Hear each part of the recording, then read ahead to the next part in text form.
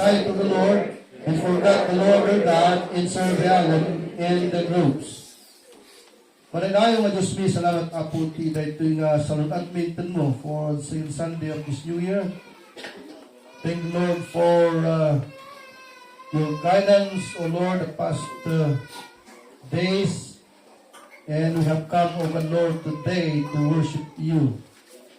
We are now on the third chapter of this narrative, the story of the children of Israel in the Promised Land. They were occupying already the Promised Land, at least by, we can say 60% of the Promised Land were occupied, and they have at least 40% of their inheritance to be conquered yet.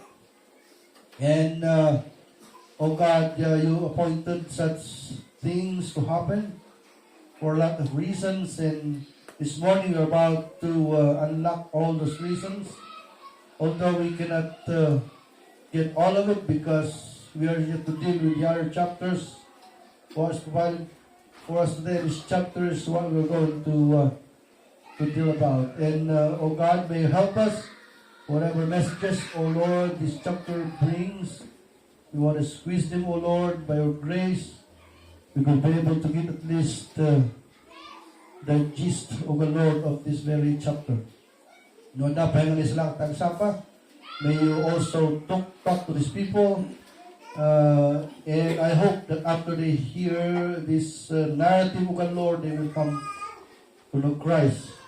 But if all of us, O God Lord, are saved today, may you grow us, O God Lord, by this preachings, O God. Give us the principles that we need, O God Lord, to grow in so that we could be able to go as fast as we can, because we have no time to lose. The end of the world is coming, and time is running so quickly. And, oh God, we need your guidance, and it is the Word of God, oh Lord, that will make us grow in the knowledge of God. Help me also as I speak, as well as shall the Spirit. Be will listen carefully, and so all of us will be fed by the Word of God today. We glorify you, O God, and may we pray that you will accept our prayers this morning. So this was in Jesus' name. Amen. Amen. At tulad yun. May pag-sapat din amin. May Christmas, may Happy New Year. Karang itiya. Nag-itiya. Kasusuli na ito yung tangal daw. So, talagang tayo na bibisyon ni Apos, bibiyag tayo na ito yung marungan naman, kakamsat. Because kaya tayo di blessings, am I right? Kaya tayo nga bibisyon ni Apo, tayo yung marungan tawan. Darong ang paspas na tumaray na tawan. Now we have no time actually to go to chapter 2 and chapter 1 of this book of Judges. We need to go further. And right now we are here on this third chapter of the book of Judges. We have a simple outline today. Here is, I believe, a title that would capture at least the majority of the subject of this chapter 3. The new generation that know not the Lord. So, no malagpig last Sunday, inalaw tayo, because in chapter number 2, na ijay actually na bagaan na ito yung lingwahe. Ijay ni Joshua, ni Moses ko natin yun, that would count to at least 40 years, maybe like that. Siguro mas di siguro tika na payag na. Yeah, because Moses was 14 years old. And so, at least, kung natin yung the leadership of Moses to the children of Israel would count for at least 40 years. And Joshua was maybe 70 to 8 years old when he was appointed as the next leader after Moses. And so he died at the age of 110. So 70, 80, 90, 110, 40 years pa rin.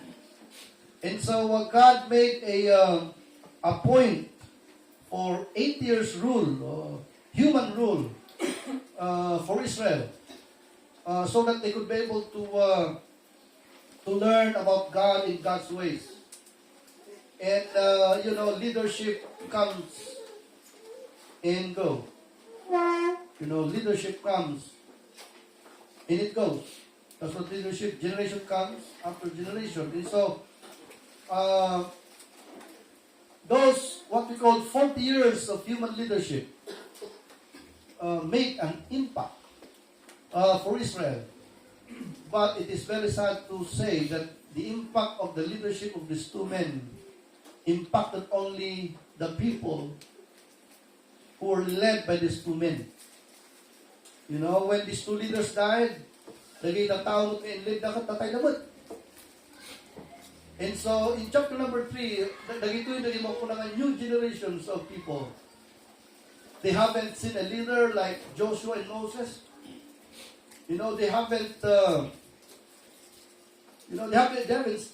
seen the works of God like the split of the Jordan River. They haven't seen the plagues in the 10 plagues of Egypt. They haven't seen that. They haven't witnessed, ladies and gentlemen, the stones that came from heaven and destroyed the enemies of God, during the battle of Edom. They haven't seen that. So, this next generation were so, what we call ignorant of the leadership of God. So, title tayo. The new generation that know not the Lord. So, what is it? Nagitirin mo ko ng first generation of the godly people.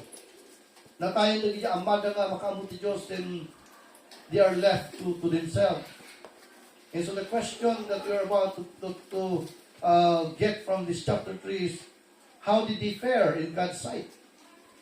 Okay, so, they did never know anything about the leadership of Joshua and Moses.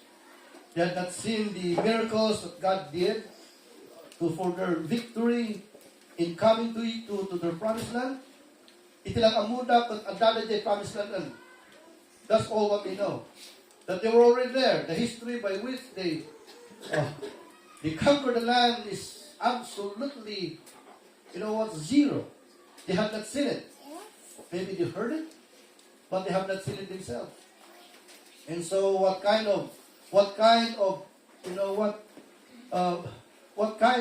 people are these? Products of what we call the new generation.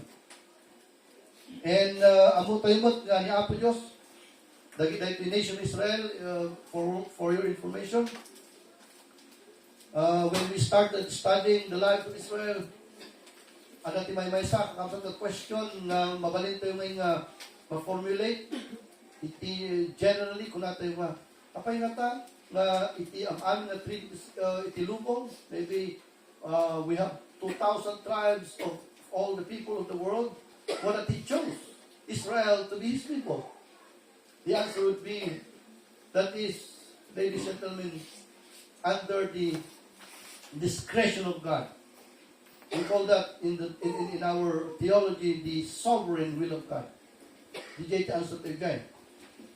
And number 2 question.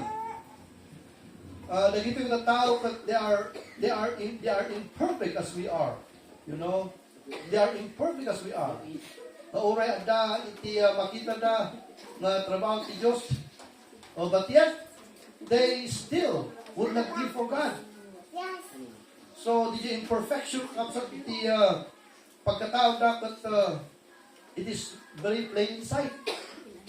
But why is it that God would still acknowledge His first choice for these people, and He will decimate them and find some better people to take their place? Okay, so DJ iti sumarong question kat ti answer to DJ. The answer to DJ kakabsat. Number 1 is because there is only one tribe on earth that is called full-blooded, one single cell. Tribe, and that is Israel. Kasi kuwala ni Abraham lang nang putut amin kanya da. Ang kalate ng Pilipino nga duma-duma tiris na tayo. And other tribes of the people during that time are what we call the melting pot of all blood, maybe. And you can only find a single blood tribe, in Israel. A full-blooded, single-blooded, tribe. It is never what we call the adulterated. It is, it is it is so flawless that it comes only to one single blood. Okay, number two answer is because apay nga tanga ti Israel kat handang obedient ka permi, but apay nga tanga ni Apodus kat tutangunan ni Suda, because God promised already these people to bring in this world a Savior, the Lord Jesus Christ. And the Lord Jesus Christ is all the reason why He chose Israel to be His people. Kasi kailangan may salakan tayo. So makita yung history tao, the central, what we call the central portion of human history is no other than Christ. And they were right. You know what? And they were right when they had put the balance in Christ to be the foundation of our Gregorian calendar. You know, that the Gregorian calendar kat nakabase jay mao ko nga birth ni Kristo, and it is correct. Because Jesus Christ is indeed the very center of human history. He is the, what we call the star in human history. Kat naitang nga panakailang ni Kristo, you know what, that's the only last, the pinakalas na alas ni Apodus, trabaho ng titao. You know what, it is very unlikely to say that some of the work of God have failed. He didn't fail in His creation to all the galaxies of the world. He didn't fail in His creation to the animals of the world. Even the fish of the sea. Handot na nag-fail ni Apodus kapsat iti nga creation na kanang iti flowers. Iti lang nag-fail ni Apodus, kaslamay nga nag-fail ni Apodus iti creation na tao. Why is it? Because he did not control man as a robot, but he left them to themselves. And they defiled themselves according to their own choosing.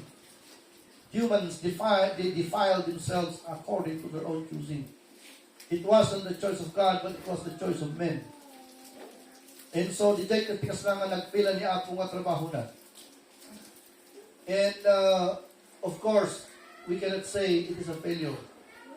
Kapuna kakapsat ta, di jay ipapahala na ti tao, ti panagpili na ng mga ayat ti Diyos. Nag-fail ti majority ti tao. And I cannot say, but I cannot say all, but I can say that majority of people will be separated from God. We cannot say 90%, but it seems, you know what, it seems like that. Kasi nga 90% maihiwalay kini Apo, but only 10% will go to heaven. And He must bring the Lord Jesus Christ to earth. Tapos tikas takot agdaman lang kakapsat itimasit na may salakan. And the only criterion by which that land is to be carried is to have a single tribe with a single blood, flawless, unadulterated blood. Because it is that blood that will bring to the world the Son of the Almighty God, the Lord Jesus Christ.